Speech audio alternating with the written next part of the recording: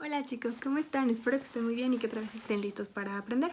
Esta sesión específicamente me emociona un poco más que las demás porque hoy vamos a ver mi tema histológico favorito, que es el tejido nervioso. Vamos a dividirlo en dos secciones. Vamos a revisar también en la segunda parte el sistema nervioso. Ya vamos a empezar un poquito a platicar de algunos sistemas. ¿Por qué vemos el sistema nervioso junto con el tejido nervioso? Bueno, pues porque nosotros sabemos que las células van a formar tejidos y los tejidos órganos y los órganos sistemas.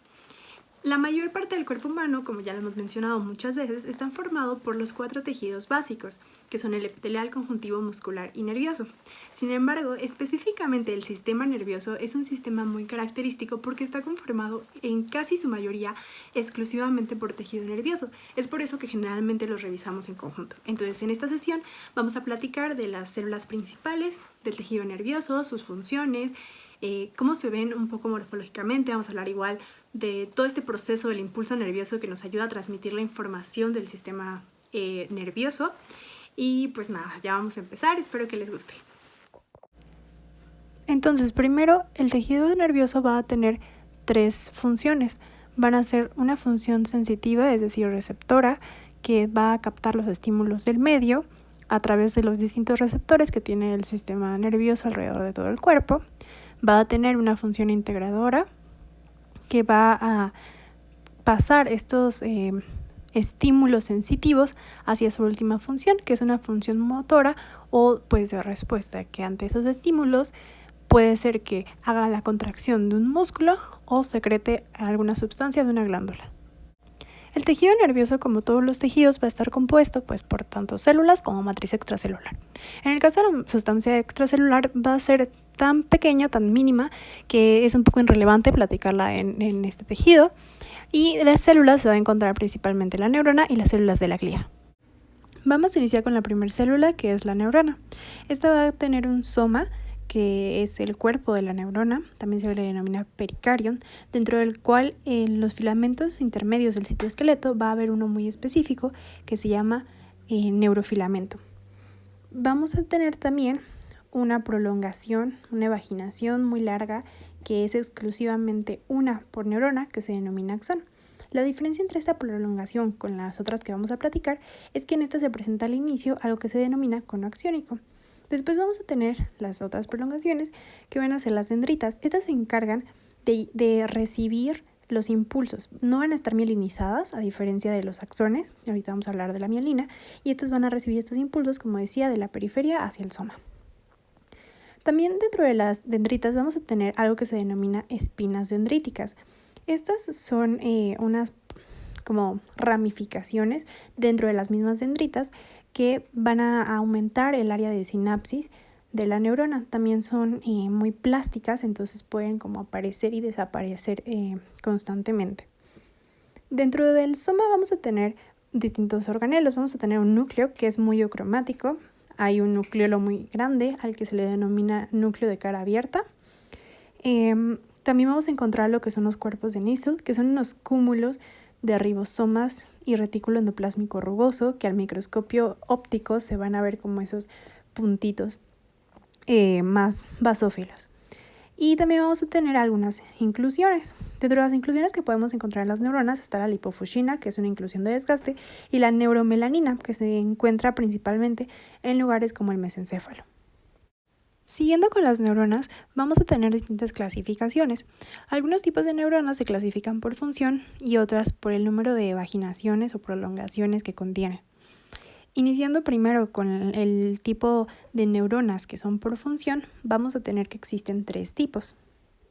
Las neuronas aferentes, que van a cumplir la función que mencionábamos sensitiva, que van a recibir los estímulos. Las neuronas denominadas interneuronas, que van a ser integradoras. Y las neuronas eferentes, que van a tener pues la finalidad de producir una respuesta motora.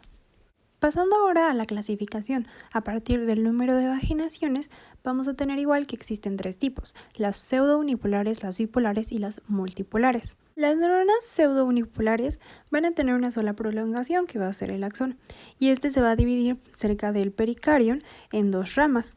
Estas neuronas, inicialmente en el desarrollo durante la vida embrionaria, van a ser bipolares, pero durante el paso del tiempo estas 2 prolongaciones se acercan y se fusionan en una sola. Después vamos a tener a las neuronas bipolares. Estas van a tener un axón y una dendrita que puede estar muy ramificada. Estas van a estar asociadas generalmente a los receptores que se encuentran en los órganos de los sentidos, como son el olfato, la vista o el gusto.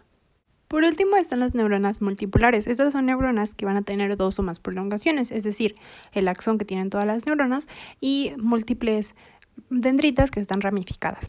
Estas neuronas son las más comunes, son neuronas motoras y se encuentran en prácticamente todos los lugares. Ahora vamos a pasar al concepto de la sinapsis. Esta es una unión especializada que se da entre neuronas para facilitar la transmisión de los impulsos. Va a haber de 2 tipos, la sinapsis química y la eléctrica. Primero vamos a comenzar con la sinapsis química. Dentro de este tipo de sinapsis vamos a tener 3 componentes, un elemento presináptico, una hendidura sináptica y una membrana postsináptica. Dentro del elemento presináptico, a su vez, se va a componer tanto el botón sináptico, que es esa terminación de la prolongación de una neurona, por ejemplo el axón, y también va a estar el elemento presináptico compuesto por las vesículas sinápticas, que dentro van a tener a estos neurotransmisores, que se van a liberar ante el estímulo del calcio a la hendidura sináptica. Esta va a ser un espacio entre el elemento presináptico y el postsináptico, que va a ser de alrededor de 20 a 30 nanómetros. Después vamos a tener la membrana postsináptica. En esta, una vez que el calcio hizo que se liberaran estas vesículas con los neurotransmisores hacia la hendidura sináptica, va a haber receptores en la membrana postsináptica que van a captar estos neurotransmisores de distintos tipos. Y ya dependiendo si estos neurotransmisores son activadores o inhibidores, pues van a desencadenar una serie de sucesos bioquímicos dentro de la célula postsináptica. El otro tipo de sinapsis va a ser la sinapsis eléctrica. Esta va a ser un movimiento de los iones que va a ayudar a la propagación directamente de la corriente eléctrica entre las células. Este tipo de sinapsis no es tan común en mamíferos, generalmente se encuentra más en seres invertebrados, pero igual es importante comentarla. Vamos a encontrar una terminal axiónica y una célula postsináptica. En este caso no va a haber una hendidura sináptica como la sinapsis química y vamos a encontrar uniones de hendidura o también denominadas gap o tipo nexo. Estos van a ser los canales iónicos que van a permitir ese movimiento de iones que mencionaba. Van a existir distintos tipos de contacto dentro de la sinapsis con los cuales vamos a dar cierta terminología. Por ejemplo, en las sinapsis axiosomáticas va a ser una sinapsis donde participa el axón y el soma de otra célula nerviosa. También van a haber tipos de contacto como axoaxiónico, que pues obviamente como su nombre lo dice, están en contacto 2 axones. Pueden haber de tipo dendrodendrítico, donde participan 2 dendritas, o axiodendrítico, donde participan un axón y una dendrita. Mencionábamos que la sinapsis va a ayudar a que se facilite la transmisión de los impulsos nerviosos. Entonces, platicando del impulso nervioso, tenemos que este se va a dar en forma de potenciales de acción. Imaginando que esto va a ser un axón, vemos que este está recubierto en secciones específicas de mielina. Ahorita vamos a platicar de este componente. Estos pequeños como cachos de mielina van a hacer que el impulso se transmita como saltando entre estos segmentos de mielina, y esto le vamos a llamar impulso saltatorio. En esa región que está entre esos 2 componentes de mielina se va a denominar nodo de Rambier, y entre 2 nodos de Rambier se van a encontrar los espacios internodales. En esas regiones, los nodos de Rambier van a ser las regiones donde se va a dar este potencial de acción que va a ayudar a la propagación del impulso nervioso. Para entender un poco mejor esta parte del potencial de acción, es importante mencionar que la membrana va a estar lo que se denomina polarizada. Esto quiere decir que va a tener distintas cargas en cada una de sus caras. En la cara intracelular de la membrana va a haber cargas negativas y en la cara extracelular cargas positivas. Cuando se genera este impulso nervioso, lo que va a hacer es que se activen unos canales denominados canales activados por voltaje que van a permitir la entrada masiva de sodio al interior de la célula. Cuando esto ocurre, se van a invertir las cargas, es decir, se van a despolarizar la membrana y se va a ver que van a haber cargas negativas fuera y positivas dentro. Esto va a permitir la transmisión justo del impulso nervioso. Hablábamos también de la conducción saltatoria. Esto es importante porque la mielina se va a encargar de aislar el impulso nervioso. Entonces, en las regiones denominadas nodo de Rambier, que son esos cachitos entre cada sección de mielina, que van a ser zonas que no tienen mielina, se va a traducir en la propagación justo en esa zona del impulso nervioso. Por lo cual, los axones que tienen mielina suelen ser axones que van a transmitir el impulso nervioso muchísimo más rápido que los axones que no la tienen.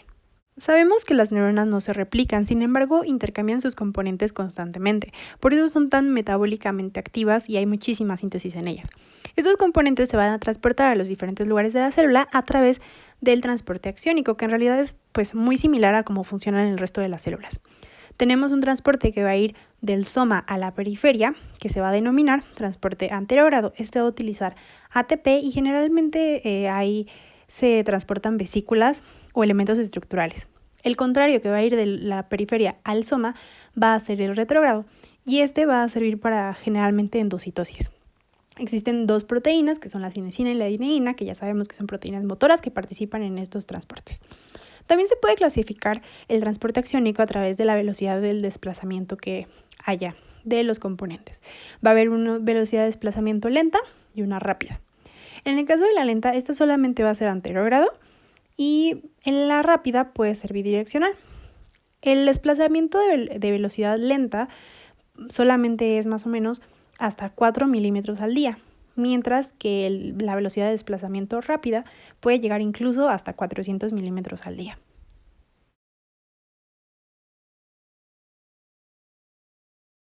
Ahora, la neurona, como buena reina, va a necesitar súbditos que la ayuden a cumplir todas sus funciones. Estas van a ser las células de la neuroglía, que se van a clasificar de acuerdo a la localización, ya sea en sistema nervioso central o la neuroglía que se encuentra en el sistema nervioso periférico. Dentro del central vamos a tener los astrocitos, la microglía, los oligodendrocitos y las células ependimarias o ependimocitos. Mientras que en el periférico van a haber dos tipos principales, que son las células de Schwann y las células satélite, pero también encontramos células especializadas, que se encuentran ya en órganos específicos. Entre ellas podemos encontrar la teloglía, que se encuentra en la placa motora terminal, que es la unión neuromuscular, la glía entérica, que se encuentra a lo largo del tubo digestivo, y las células de Müller, que van a ser células de la neuroglía que se van a localizar en la retina. Iniciando con la neuroglía central, primero vamos a tener a los astrocitos. Estos van a tener un chorro de funciones. Primero, van a dar el soporte que ya mencionábamos a las neuronas. También van a ayudar a mantener las uniones endoteliales, que esto es importante porque estas participan en la barrera hematoencefálica, de la que vamos a hablar en un momento. También recubren las regiones de los nodos de Ranvier, que son regiones amielínicas de los axones. Ayudan a la recaptura de neurotransmisores que se quedan ahí en la hendidura sináptica. Y también van a participar en el intercambio iónico, van a ayudar en ese equilibrio que va a regular las concentraciones de potasio. Van a existir dos tipos de astrocitos, que van a ser los protoplasmáticos y los fibrosos. Van a tener diferencias principalmente morfológicas y geográficas. Los protoplasmáticos se van a encontrar en la sustancia gris del sistema nervioso central y los fibrosos en la sustancia blanca. Los protoplasmáticos van a aparecer como si fueran una pelusa, van a tener evaginaciones muy cortas pero muy ramificadas, van a estar muy pegaditas entre ellas. Mientras que los fibrosos van a parecer como arañas patonas, van a tener sus prolongaciones muy largas y casi no están ramificadas. Los astrocitos van a tener dentro de su citoesqueleto un filamento intermedio específico, que se va a denominar proteína ácida fibrilar glial. La importancia principal de esta es que va a ayudar como marcador para algunas situaciones clínicas como los astrocitomas. Otra neuroglía va a ser los oligodendrocitos. La función de estos van a ser la mielinización, es decir, la producción de mielina. Hablábamos de la mielina, que es un componente lipídico que sirve como aislamiento eléctrico durante la transmisión del impulso nervioso para facilitar esta conducción saltatoria. En el sistema nervioso central, los nodos de Ranvier que se producen entre estas secciones de mielina van a ser más grandes que en el sistema nervioso periférico. Entonces, la conducción va a ser mucho más satisfactoria. Estos oligodendrocitos van a proyectar unas evaginaciones en forma de lengüeta que se van a enrollar en los axones para mielinizarlos. Los oligodendrocitos pueden producir mielina en uno o más axones. La más pequeña de todas las células de la neuroglía, como su nombre lo dice, es la microglía. Estos básicamente son macrófagos, tienen actividad fagocítica. Estos son una excepción embriológica porque todas las células de la neuroglía provienen del neuroectodermo. Sin embargo, la microglía, como viene de los monocitos, va a provenir del mesodermo. Se va a infiltrar al tubo neural y entonces va a adquirir esta forma alargada con núcleos ausados y prolongaciones que se ven como muy rectas, como si fueran púas. Las últimas células de la neuroglía central van a ser los ependimocitos o células ependimarias. Estos se parecen mucho a un tejido que ya revisamos anteriormente, ya que embriológicamente provienen del neuroepitelio. Van a ser un revestimiento epitelial de las cavidades en el sistema nervioso central. En la parte apical de estas células van a haber cilios y microvellosidades que ayudan, pues ya sabemos, a la absorción y la movilización de líquidos. Sin embargo, basalmente no van a tener una lámina basal, solamente van a ser esta capa de células cúbicas. Existen otro tipo de ependimocitos especializados que se denominan taniocitos, que generalmente se encuentran más a nivel del tercer ventrículo, y la verdad es que no se sabe muy bien cuál es su función, pero sí se conoce que son muy sensibles a las concentraciones de glucosa. Este revestimiento ependimario modificado asociado a capilares continuos se le va a denominar plexos coroides. La función de estos plexos coroides va a ser producir el líquido cefalorraquídeo, que básicamente es un ultrafiltrado sanguíneo que va a estar compuesto hasta en el 90% por agua y distintos iones. Pasando ahora a la neuroglía periférica, vamos a tener a las células de Schwann. Estas van a tener distintas funciones, pero la principal va a ser que se van a encargar de mielinizar a nivel del sistema nervioso periférico, es decir, que son los análogos a los oligodendrocitos que están en el sistema nervioso central. Sin embargo, la diferencia aquí es que estos solamente mielinizan un solo axón. También participan en la limpieza de las dendritas y ayudan a dar sostén a las fibras amielínicas, es decir, las que no tienen mielina. Estas células de Schwann se van a enrollar completamente al axón. Estos no van a emitir ninguna proyección como los oligodendrocitos. Es por eso que nada más pueden mielinizar un solo axón a la vez. Si hiciéramos un corte transversal, veríamos esta célula con su núcleo como alargadito y pegado a la orilla en el centro del axón, y la célula de Schwann totalmente enrollada en el axón, produciendo esta mielina. Decíamos que también dan sostén a fibras amielínicas. En este caso, sí pueden enrollar o almacenar a más de un axón. La célula de Schwann mete en su citoplasma y rodea con él a distintos axones, y así les da este sostén a estas fibras amielínicas. El segundo tipo celular de neuroglía periférica principal van a ser las células satélite.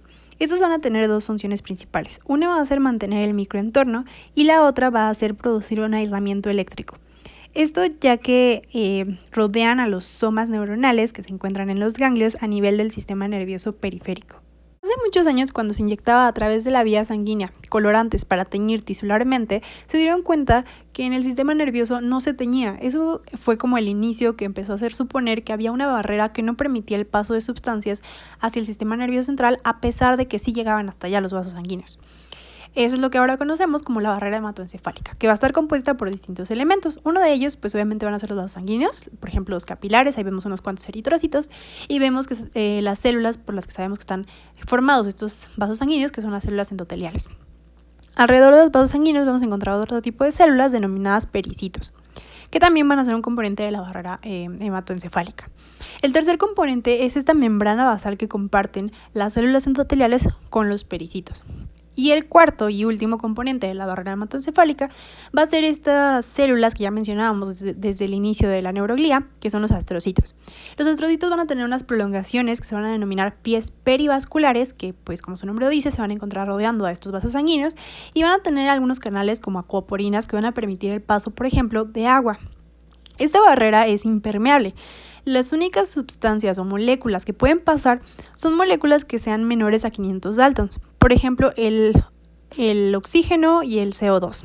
Otras sustancias o moléculas grandes pueden pasar a través de algunos canales transportadores, pero la barrera es muy selectiva, no deja pasar cualquier cosa.